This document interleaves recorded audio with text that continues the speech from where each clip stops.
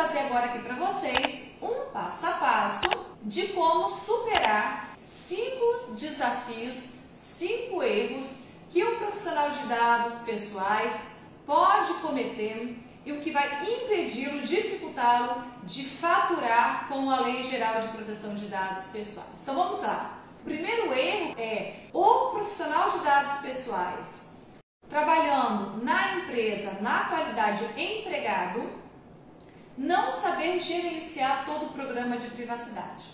Esse é um grande erro que este profissional pode cometer. E esse profissional na qualidade empregado, como o próprio encarregado de dados, né, que é o responsável, gestor responsável, ou como membro da equipe de privacidade e proteção de dados pessoais. Então, como superar esse obstáculo? É extremamente importante que o profissional de dados pessoais ele tenha já de forma organizada, escrita, estruturada, um método para criação do programa de privacidade. Precisa o profissional de dados pessoais, a equipe de privacidade de dados pessoais, ter um passo a passo, uma metodologia devidamente organizada no sentido de saber o que faz a primeira etapa, o que faz a segunda etapa e daí por diante. Esse é um ponto importante. Eu vou dar uma dica para vocês como é que eu compartilho com os meus alunos no curso do Meta Aplicar LGPD. Dentro do curso tem lá o módulo da própria legislação, que explica a legislação, para quem é da área jurídica e para quem não é da área jurídica, com um linguajar bem acessível. E um outro módulo do curso é o módulo em que eu vou explicando o que o profissional de dados pessoais vai fazer em cada etapa. Então, a título de exemplo, na primeira etapa, que é a fase 1, ele vai fazer a mobilização inicial. Ele vai organizar internamente quem serão os membros que vão compor aquela equipe de privacidade. Fernanda, a empresa pequenininha, ok, então vai ter um membro. Fernanda, a empresa média, ok, terão 2, terão 3 membros. A empresa muito grande, eu tenho uma equipe lá com 5, 10 empregados envolvidos. Ali eu explico toda a técnica de como fazer essa mobilização inicial.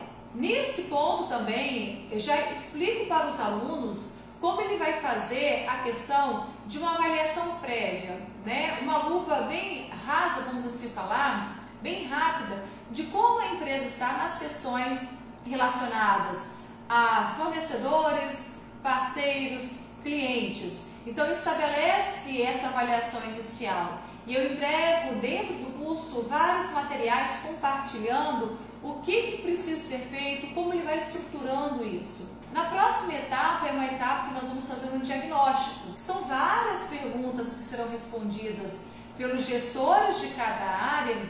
E ao final desse diagnóstico, o profissional de dados pessoais ele vai fazer uma avaliação de quais são os principais riscos, quais são os principais gargalos que aquela empresa tem. Tudo ainda de maneira bem, vamos assim falar, mais superficial, sem ser tão profunda. Por quê? Porque o momento para aprofundar as questões desse grande mapeamento é no inventário de dados.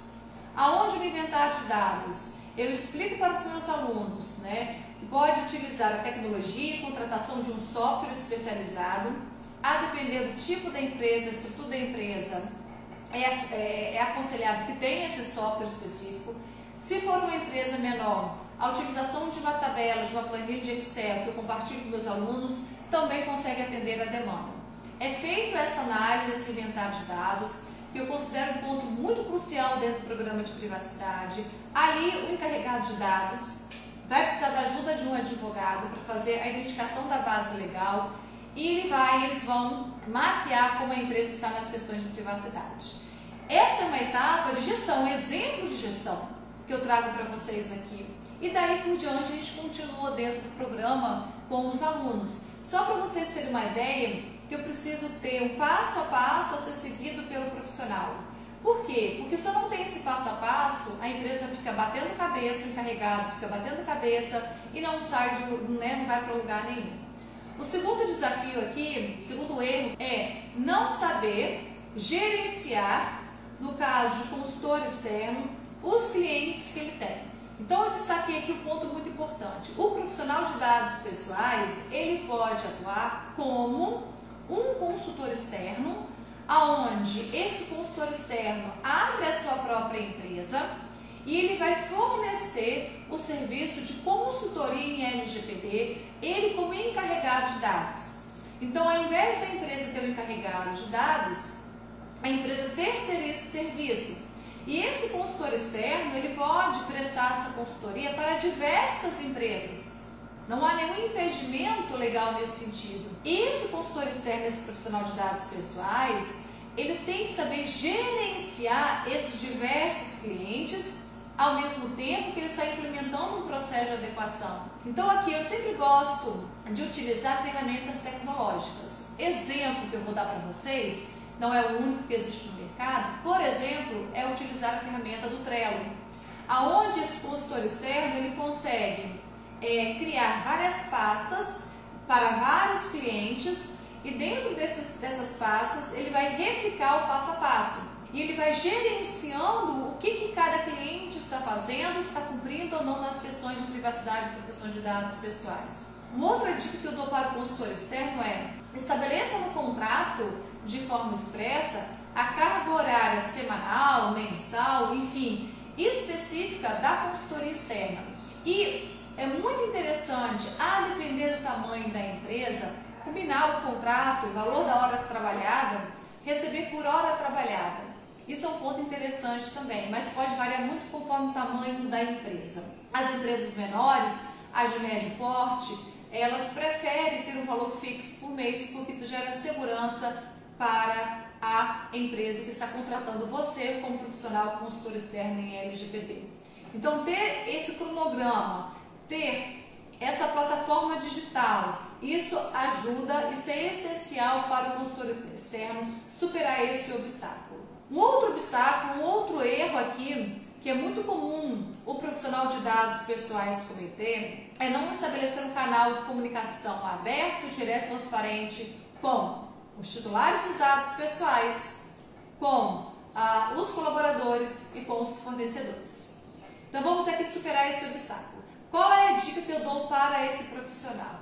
É super importante, super elementar, vou até dizer assim, criar um canal de comunicação. E esse canal de comunicação, ele pode ser extremamente sofisticado ou extremamente simples. Vou começar do simples. O encarregado de dados, o profissional de dados responsável pelo programa de adequação internamente da empresa, ele precisa criar um e-mail aonde os colaboradores, os titulares dos dados pessoais, os fornecedores da empresa vão saber que tudo que diz respeito às questões de privacidade e proteção de dados pessoais precisa ser direcionado para esse e-mail. Então, eu crio um canal de comunicação direto com o profissional de dados pessoais através da criação do e-mail, que é algo bem simples, que não é custoso para a empresa. Mas se a gente quer aprimorar, se a empresa quer fazer um upgrade nesse canal de comunicação, além do e-mail, é possível também ter no site da empresa um chat lá, um local de contato com o encarregado de dados ou com a equipe do setor de privacidade daquela empresa. Se o cliente acessa o site da empresa e tem lá um canal, um chat, onde ele vai se comunicar com a equipe de privacidade e proteção de dados pessoais, isso gera o que a lei exige, a transparência na comunicação. Além desse site, que vai ter um chat, por exemplo, o e-mail, nada impede também de ser utilizado um número específico para utilizar, por exemplo, utilizar ferramentas como o Telegram, como o WhatsApp, para criar um canal de comunicação comercial com os titulares dos dados pessoais. É uma outra forma. Uma forma bem simples, mais simples ainda, é colocar lá na empresa o telefone comercial de contato do encarregado de dados, a caixinha de reclamações do balcão da empresa para falar com o encarregado de dados. Então essa é uma forma de facilitar, de ampliar esse canal de comunicação. E com os colaboradores, aqui eu destaco um ponto interessante. o encarregado de dados, né, o profissional de dados pessoais, as pessoas que trabalham no setor de privacidade da empresa, esses profissionais, eles não podem ser vistos por os seus pares, pelos seus colegas, como se fosse o xerife, o delegado da empresa, que vai ficar fiscalizando todo mundo sobre as questões de privacidade e proteção de dados pessoais. Então, esses profissionais de dados pessoais, que fazem parte dessa equipe, precisam estreitar um relacionamento cordial, um relacionamento transparente, de ajuda mútua com os demais membros da equipe, com os demais membros colaboradores daquela empresa. Então, aquele famoso cafezinho, aquela ligada, aquele bom dia, tudo isso faz diferença. Sabe por quê? Porque existem momentos dentro do programa de privacidade que a equipe de privacidade e proteção de dados pessoais, esse profissional de dados pessoais, vai precisar muito da ajuda, por exemplo, do departamento pessoal, do departamento financeiro, do setor de marketing e daí por diante. E se esse profissional de dados pessoais não tem esse bom relacionamento com os demais membros de outras equipes, ele vai ter um problema sério na questão do cumprimento de prazos. Então, ser legal no sentido da pessoa ser bacana, isso é um ponto bem estratégico para o profissional de dados pessoais, saber se comunicar. E naturalmente também com os fornecedores, com as empresas parceiras, porque muita coisa precisa ser alterada nesses contratos com os fornecedores. E para não criar uma antipatia com os fornecedores, é necessário que o profissional de dados pessoais traga na sua fala uma transparência. Olha, a gente precisa adequar os contratos, né, com você, fornecedor, porque existe uma legislação que me exige nesse sentido o cumprimento da LGPD. O quarto erro, como eu já havia falado para vocês, é a pessoa que quer trabalhar como profissional de dados pessoais não investir, não aprimorar nos seus estudos. Eu gosto muito de uma frase do Benjamin Franklin que ele fala o seguinte: investir em conhecimento rende sempre os melhores juros. Então, sempre investir na educação, na sua própria educação, nessa educação continuada, nas questões de privacidade e proteção de dados pessoais, é o melhor investimento que você faz para você mesmo e que naturalmente isso você vai colher frutos com certeza desse processo. Então, quando você não investe, não tem como você mudar de carreira, não tem como você alavancar a sua carreira, não tem como você trabalhar numa empresa como empregado, no setor de privacidade, de proteção de dados pessoais, porque simplesmente você não entende, você não sabe sobre as questões, não estudou sobre as questões de LGPD. Então aqui sempre pensa assim, o quanto eu quero investir em mim, porque todo investimento que nós fazemos em nós mesmos, naturalmente isso sempre volta. E o quinto erro que pode ser cometido por um profissional de dados pessoais é não ter estratégias de como se colocar no mercado dessa nova área, que é a área de privacidade e proteção de dados pessoais. Então aqui eu vou compartilhar com vocês o que eu faço como profissional de dado pessoal. Eu tenho de forma esquematizada o número de clientes ou de possíveis clientes, de possíveis empresas com quem eu quero conversar. Dentro das minhas redes de relacionamentos, eu estabeleço um cronograma, por exemplo, um por semana, 2 a cada 15 dias, enfim, eu estabeleço um cronograma de quantos contatos eu preciso estabelecer com possíveis empresas clientes. Eu estabeleço nesses contatos a possibilidade de uma apresentação de uma palestra, por exemplo, explicando o que é LGPD. E aí, nesse sentido, eu trago conceitos da legislação, mas sempre lembrando, quem está do outro lado ouvindo essa palestra, na sua grande maioria, não é advogado.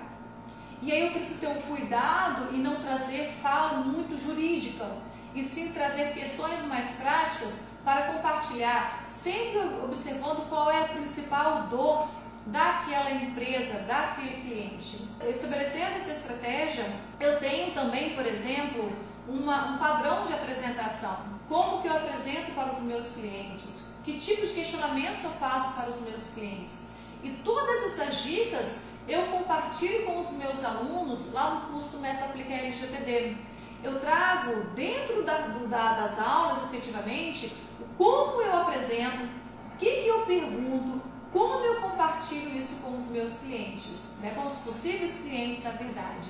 Aí vem finalmente a questão da proposta de trabalho. Eu já tenho, né, dentro da minha estrutura, padrões mínimos de propostas de trabalho para uma pequena, uma média e uma grande empresa. E essas propostas de trabalho, elas não são fixas, elas não são rígidas. Eu tenho flexibilidade a depender da demanda do cliente. Então é um ponto super importante. E mesmo que o cliente não feche o contrato, e aqui eu vou abrir muito jogo para vocês, não é sempre que o cliente vai fechar o contrato. Às vezes, conversando com 5 clientes, possíveis clientes, fecham um contrato, por exemplo. Às vezes eu não fecho o contrato, e aqui eu estou trazendo para vocês a realidade. E mesmo não fechando o contrato com o cliente, eu nunca deixo de ter o contato ocasional, esporádico, com esse cliente, aonde eu mando lá, por exemplo, uma live que eu estou fazendo, aonde eu compartilho uma informação importante sobre a LGPD, sempre para ter na mente daquele cliente de que, quando eu falo em proteção de dados pessoais, vem à mente Fernanda Módulo. Então, essas são estratégias que eu utilizo para conseguir alavancar a minha carreira na área de privacidade e proteção de dados pessoais e, com isso, ter um faturamento razoável aí, trabalhando com privacidade e proteção de dados pessoais.